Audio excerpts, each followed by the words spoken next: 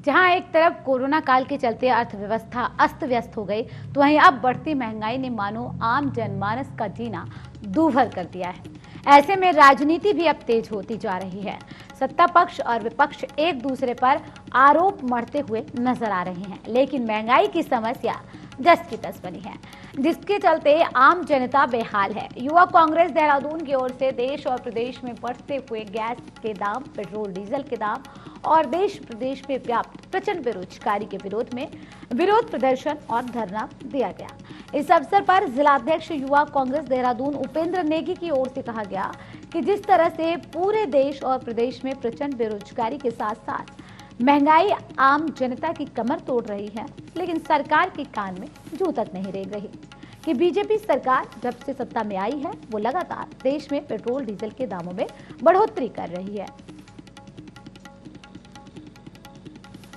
सरकार से लगातार देश में जो पेट्रोल डीजल के दाम है वो लगातार बढ़ते जा रहे हैं और जो सिलेंडर है उसको वो आज जहां कांग्रेस सरकार में 400 रुपए का मिलता था और आज के समय में जो 1000 रुपए तक जिसकी कीमत पहुंच गई है और पूरे देश में महंगाई की जो प्रचंड मार पड़ी है उस मार के विरोध में आज युवा कांग्रेस द्वारा यहाँ पर एक सांकेतिक यहाँ पर धरना प्रदर्शन किया गया और एक नाट्य रूप में ये दर्शाया गया कि किस प्रकार से आम जनता त्रस्त है। देखिए जिस प्रकार से पूरे विश्व में जो क्रूड ऑयल की जो कीमतें हैं वो $7 प्रति बैरल है, उसके बावजूद भी हमारे देश में आज जो कीमतें हैं वो आसमान छू रही हैं। और यूपीए सरकार में जब 120 रुपए प्रति डॉलर जो तेल की कीमत थी उसके बावजूद भी जो पेट्रोल था वो 60 से 70 रुपए के बीच में मिल रहा था। लेकिन मोदी जी द्वारा कहा गया 2014 से के चुनाव में कि जब वो आएंगे तो जो पेट्रोल डीजल की जो कीमतें हैं वो कम करेंगे, लेकिन आज देखा गया है कि मोदी जो द्वारा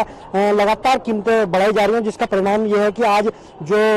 पेट्रोल के दाम है वो 100 के पार पहुंच चुका है। तो इससे जाहिर होता है कि जो मोदी जी जो है जो पेट्रोल जो शतक जीवी जिनको हमने उनको उपाधि दी है तो वो आज के डेट में पेट्रोल शतक जीवी मोदी जी बन गए। मुझे लगता है कि कांग्रेस को पूरी जो स्थितियां हैं उसका अनुमान नहीं है। जिस प्रकार से अंतर्राष्ट्रीय स्तर पर कच्चे तेल की कीमतें बढ़ी हैं और जो विश्व के ऑयल प्रोड्यूसिंग कंट्रीज हैं उन्होंने पेट्रोलियम पदार्थों का उत्पादन कम कर दिया है, जिसके कारण से ये तेजी हो रही है वहां अंतर्राष्ट्रीय स्तर पर और उसका प्रभाव हमारे देश पर भी पड़ रहा है। तो हम सभी जानते हैं कि पेट्रोलियम प्रोडक्ट्स की कीमतें अंतर्राष्ट्रीय स्तर पर जो मानक निर्धारित हैं उसके आधार पर तय की जाती हैं, लेकिन फिर भी हमारी चाहे केंद्र की सरकार है चाहे प्रदेश की सरकार है, निश्चित रूप से जनता को सुविधा पहुंचाने के लिए और जनता के कष्टों का हल निकालने के लिए इस पर गंभीरता से विचार कर रही है कि किस प्रकार से जनता को